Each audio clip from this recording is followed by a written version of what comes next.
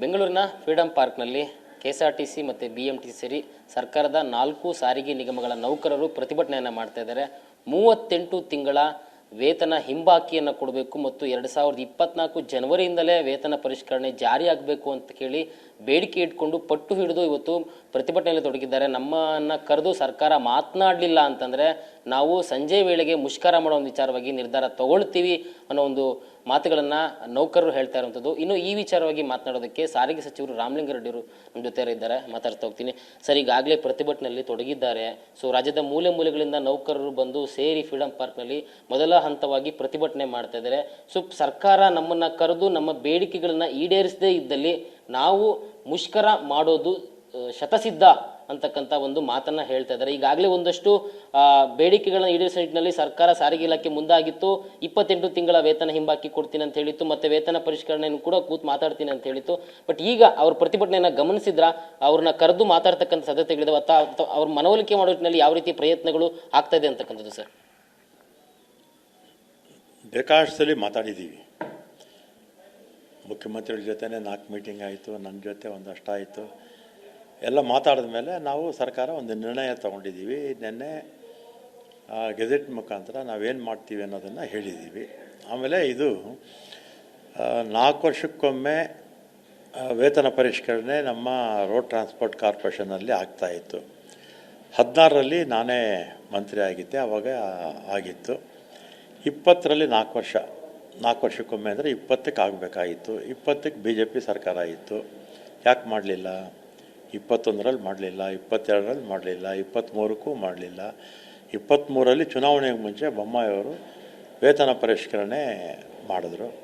15% ಕೊಡ್ತೀವಿ ಅಂತೇಳಿ ಅದು ಅಷ್ಟೇ ವೇತನ ಏಕಪಕ್ಷೀಯ ಮಾಡಿದ್ರು. 23ಕ್ಕೆ ಮಾಡಿದ್ರು.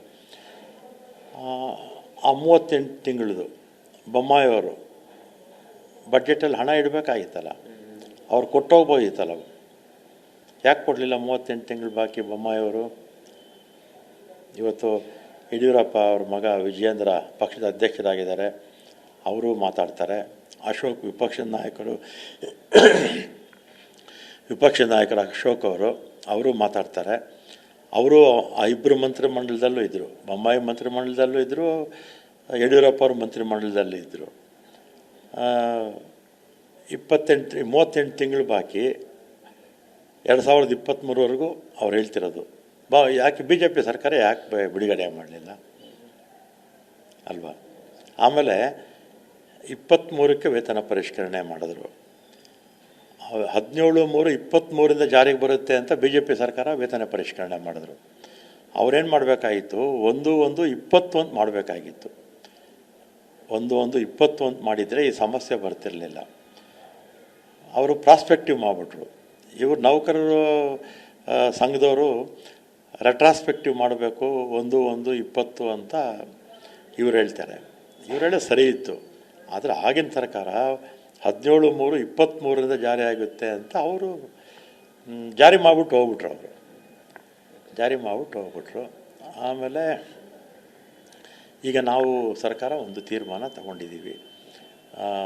ಆವಾಗ ಶ್ರೀನಿವಾಸ ಮೂರ್ತಿ ಅಂತ AS ಆಫೀಸರ್ ಇದ್ರಲ್ಲ, ಅವರ ನೇತೃತ್ವದಲ್ಲಿ, ಅಂದರೆ ಅವರೊಬ್ಬರೇ ಸಮಿತಿಯ ಸದಸ್ಯರು, ಈ ಸ್ವಲ್ಪ ರಿಫಾರ್ಮ್ಸ್ KSRTCನಲ್ಲಿ ಏನೇನು ಮಾಡಬೇಕು ಅಂತೇಳಿ ಒಂದು ಸಲಹೆ ಕೊಡೋದ್ರ ಜೊತೆಗೆ ಈ 14 ತಿಂಗಳು, ಈ 38 ತಿಂಗಳದ್ದು ಬಾಕಿ ಡಿಸ್ಪ್ಯೂಟ್ ಇತ್ತಲ್ಲ ಅವಾಗ, ಅದರಲ್ಲಿ 14 ತಿಂಗಳು ಕೊಡಿ, ಕರೋನಾ ಎಲ್ಲ ಇತ್ತು ಆ ಸಂದರ್ಭದಲ್ಲಿ.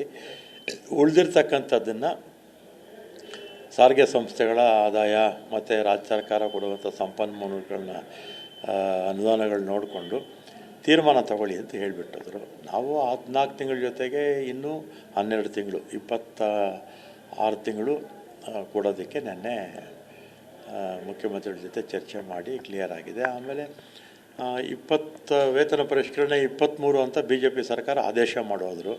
ಅದ್ರ ಪ್ರಕಾರ 27ಕ್ಕೆ ಆಗಬೇಕು. 23ಕ್ಕೆ ವೇತನ ಪರಿಷ್ಕರಣೆ ಅಂತ BJP ಸರ್ಕಾರ ಮಾಡಿದ್ದು, ನಾವಲ್ಲ. 4 ವರ್ಷ ಆದಮೇಲೆ ಅಂದರೆ 27ಕ್ಕೆ ಆಗಬೇಕಾಗಿತ್ತು. ಆದರೆ ನಾನು ಅದು ಮುಖ್ಯಮಂತ್ರಿಗಳಿಗೆ ಹೇಳಿ ಅದು ಬೇಡ ಅಂತೇಳಿ ಅದನ್ನು 1 ವರ್ಷ 25ಕ್ಕೆ ಹಾಕಿದ್ವಿ. ಸರ್, ಈಗ 26 ತಿಂಗಳ ವೇತನ ಹಿಂಬಾಗಿಗೋಸ್ಕರ 1200 ಕೋಟಿ ರೂಪಾಯಿಗಳನ್ನ ಈಗಾಗಲೇ ಆರ್ಥಿಕ ಇಲಾಖೆ ಒಪ್ಪಿಗೆ ಮೇಲೆ ಬಿಡುಗಡೆ ಮಾಡಿರ್ತಕ್ಕಂಥದ್ದು. ವೇತನ ಪರಿಷ್ಕರಣೆ ಕೂಡ ಕರೆಸಿ ಮಾತಾಡ್ತೀನಿ ಅಂತ ಒಂದು ಭರವಸೆ ಕೊಟ್ಟಿದ್ದೀರಾ. ಬಟ್ ಈಗ ಅವ್ರು ಕೇಳ್ತಾ ಇರ್ತಕ್ಕಂಥದ್ದು ವೇತನ ಪರಿಷ್ಕರಣೆ ನಾವೇ ಡಿಕ್ಲೇರ್ ಮಾಡಿಬಿಡ್ಬೋದು, ಆದರೆ ಬೇಡ ಅಂಥೇಳಿ ಸಂಘಟನೆಯವ್ರ ಜೊತೆ ಕೂತು ಚರ್ಚೆ ಮಾಡಿ ತೀರ್ಮಾನ ತಗೊಳ್ಳೋಣ ಅಂತ ಆಪ್ಷನ್ ಬಿಟ್ಟಿದ್ವಿ.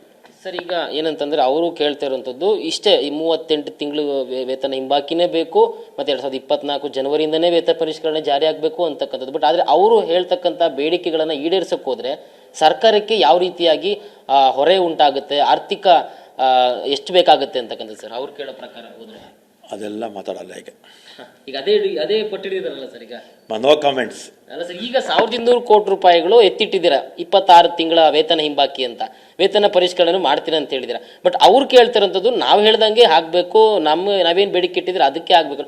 ಆ ರೀತಿ ಮಾಡಕ್ ಹೋದ್ರಾಗ ಯಾವ ರೀತಿ ಸರ್ಕಾರಕ್ಕೆ ಹೊರೆ ಆಗುತ್ತೆ ಅಂತಕ್ಕಂಥದ್ದು ಸರ್. ಅದೆಲ್ಲ ಆಮೇಲೆ ಮಾತಾಡ್ತೇನೆ ಬಿಡಿ, ಸಮಯ ಬಂದಾಗ ಮಾತಾಡ್ತೇನೆ, ಈಗ ಮಾತಾಡಲ್ಲ ಸರ್. ಈಗ ನೀವು ಕೂಡ ಭರವಸೆ ಕೊಡ್ತಾ ಇದ್ದೀರಾ, ಬಟ್ ಅವರು ಪ್ರತಿಭಟನೆಯಿಂದ ಹಿಂದಕ್ಕೆ ಸರಿತಾ ಇಲ್ಲ. ಸೊ ನಮ್ಮ ಬೇಡಿಕೆ ಇಡುವವರೆಗೂ ನಾವು ಪ್ರತಿಭಟನೆ ಮಾಡ್ತೀರಿ, ಎರಡನೇ ಹಂತವಾಗಿ ಉಗ್ರ ಹೋರಾಟಕ್ಕೆ ಹೋಗ್ತೀರಿ, ಮುಷ್ಕರ ಮಾಡ್ತೀರಿ ಅಂತಕ್ಕಂಥ. ಅಕಸ್ಮಾತ್ ಏನಾದರೂ ಅವರು ಮುಷ್ಕರಕ್ಕೆ ಧುಮುಕ್ ಬಿಟ್ರೆ ಸರ್ಕಾರದ ಪ್ಲಾನ್ ಏನಿರುತ್ತೆ, ಅಥವಾ ಸಾರಿಗೆ ಇಲಾಖೆ ಯಾವ ರೀತಿಯಾಗಿ ಪರ್ಯಾಯ ವ್ಯವಸ್ಥೆಯನ್ನ ಮಾಡ್ಕೊಡ್ತಾರೆ? ಯಾಕಂದ್ರೆ ಪ್ರಯಾಣಿಕರು ಪರದಾಡ್ತಕ್ಕಂಥದ್ದು ಈಗಾಗಲೇ ಆತಂಕದ ಪರಿಸ್ಥಿತಿ ನಿರ್ಮಾಣ ಆಗಿದೆ ಪ್ರಯಾಣಿಕರಲ್ಲಿ.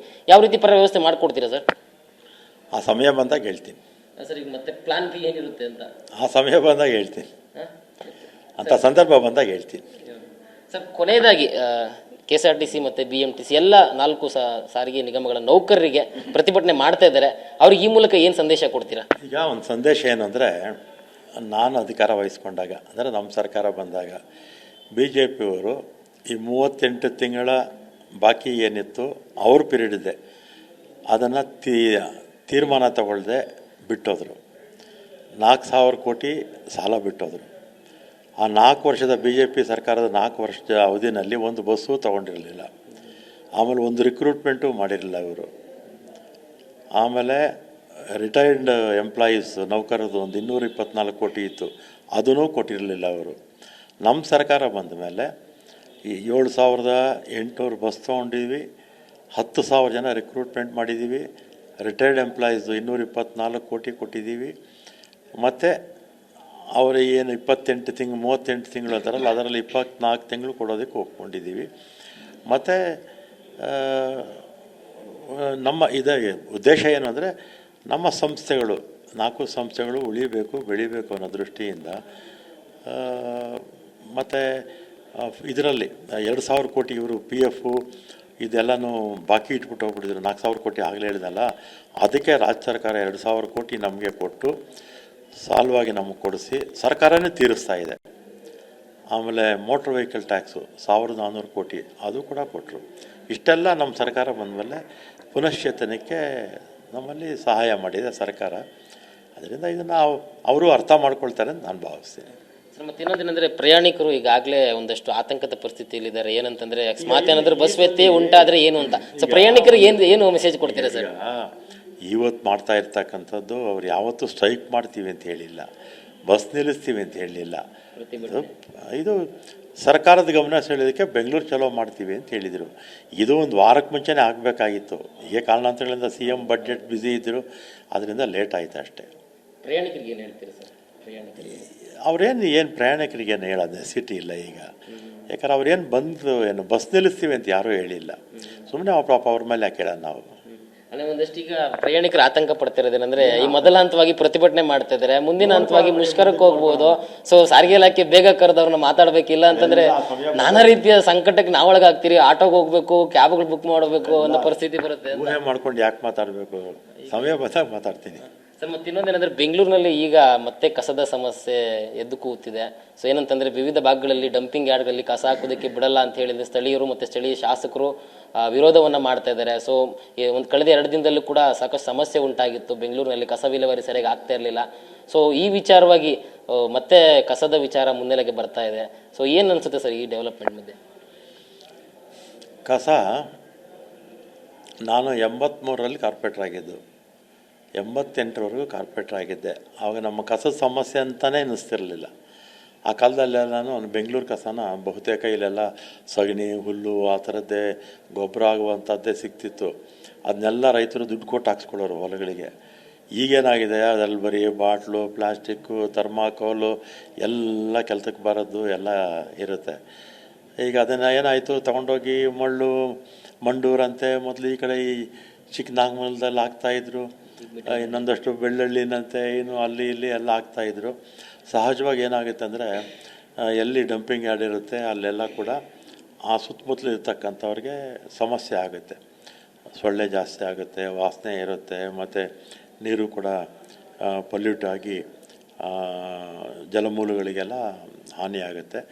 ಇದೆಲ್ಲ ಕೂಡ ಭಾಳ ನಾವು 10-15 ವರ್ಷದಿಂದ ಪ್ರಯತ್ನ ಮಾಡ್ತಾಯಿದ್ರು. ನಮ್ಮ ಸರ್ಕಾರ, BJP ಸರ್ಕಾರ ಯಾವ ಪ್ರಯತ್ನ ಮಾಡ್ತಾಯಿದ್ರು, ಈ ಪ್ರಾಜೆಕ್ಟ್ಸ್ ಯಾಕೋ ಬರ್ತಿಲ್ಲ. ವಿದೇಶದಲ್ಲಿ ಯಾವ ರೀತಿ ಕಸ ವಿಲೇವಾರಿ ಮಾಡ್ತಾರಲ್ಲ ಆ ಥರದ ಪ್ರಾಜೆಕ್ಟ್ಗಳು ಬರದೇ ಇರೋದಕ್ಕೆ ಈ ಸಮಸ್ಯೆ ತಲೆ ತೋರ್ತಾ ಇದೆ.